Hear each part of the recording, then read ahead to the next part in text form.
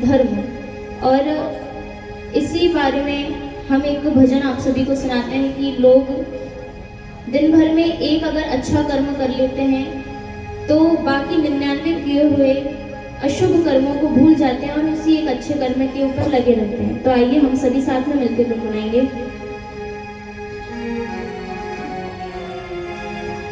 पैसा दान करके चवन्नी को चुराते हो, एक पुण्य और पाप 15 कमाते हो।